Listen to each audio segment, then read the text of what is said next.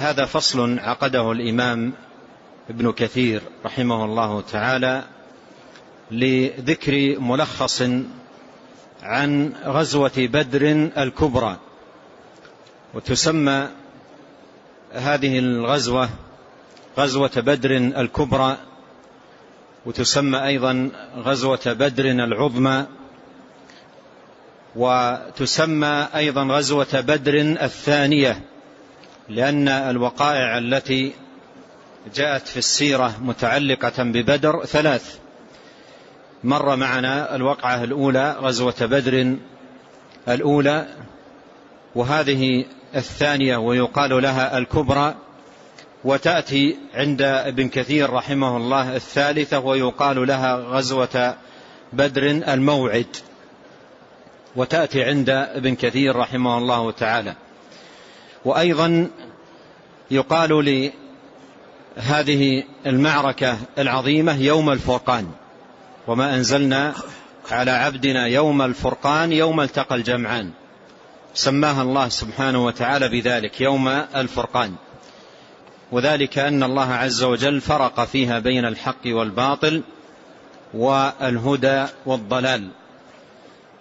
وهذا أشار إليه ابن كثير رحمه الله، قال: وهي الوقعة العظيمة التي فرق الله بها بين الحق والباطل، وأعز الإسلام ودمغ الكفر وأهله، فلذلك تسمى هذه الغزوة بهذا الاسم كما سماها الله سبحانه وتعالى به يوم الفرقان، أي اليوم العظيم المبارك الذي فرق الله سبحانه وتعالى فيه بين الحق والباطل، فأعز الإسلام وأهله ودمغ الكفر وأهله.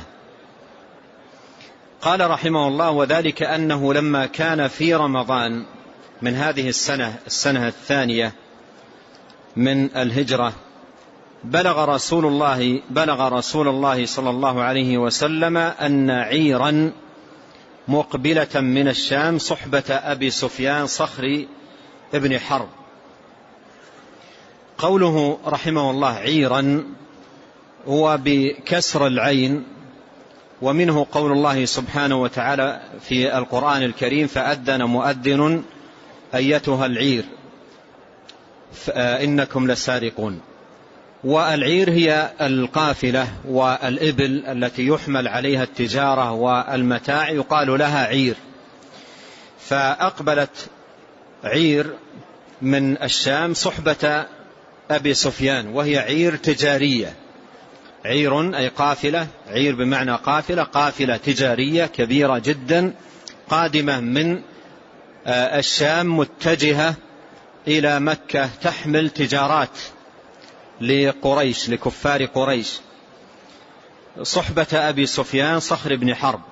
قال: في 30 أو 40 رجلا من قريش، وهي عير عظيمة، أي قافلة تجارية عظيمة وكبيرة جدا تحمل أموالا جزيلة لقريش، تحمل أموالا جزيلة لقريش.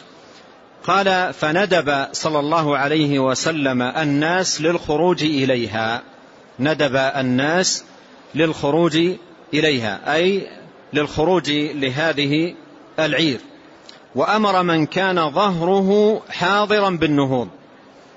أمر من كان ظهره حاضرا بالنهوض، أي من كان مركوبه حاضرا موجودا عنده حيث ناداهم صلوات الله وسلامه عليه.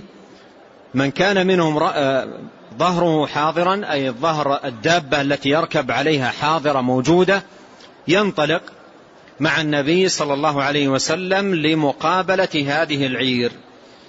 قال: ولم يحتفل لها احتفالا كثيرا.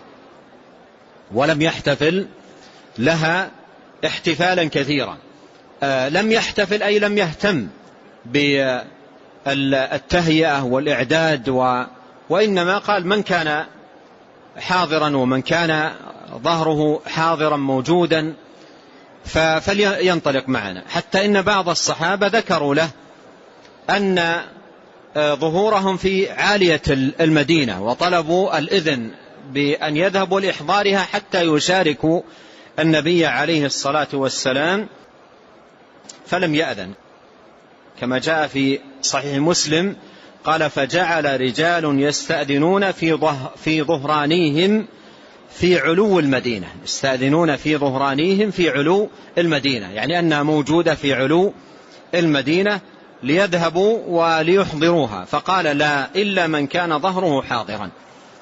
وهذا أيضا مما يوضح أنه عليه الصلاة والسلام لم يحتفل لها احتفالا كبيرا، بمعنى لم يهتم اهتماما بالغا بجمع الرجال وجمع العتاد وجمع الظهور التي تركب.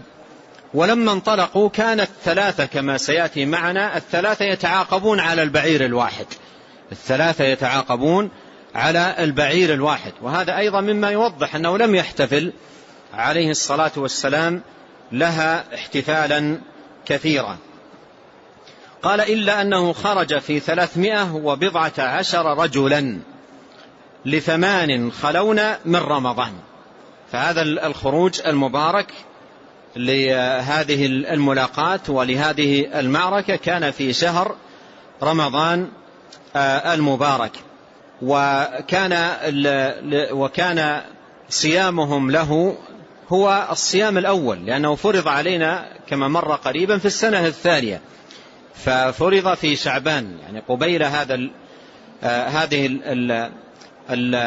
الوقعة بشهر واحد، يعني في شهر شعبان الذي قبل هذا الشهر، وقيل في رجب كما سبق أن مر معنا. فالشاهد أن هذه الفريضة فرضت على النبي عليه الصلاة والسلام وعلى المؤمنين في السنة الثانية من الهجرة. نعم، وكانت في شهر شعبان. قال: واستخلف على المدينة وعلى الصلاة ابن أم مكتوم رضي الله عنه وأرضاه، مؤذن النبي صلى الله عليه وسلم. فلما كان بالروحاء، بئر معروفة بعد مرحلتين أو أكثر من المدينة، رد أبا لبابة ابن عبد المنذر واستعمله على المدينة. رد أبا لبابة ابن عبد المنذر واستعمله على المدينة. نعم.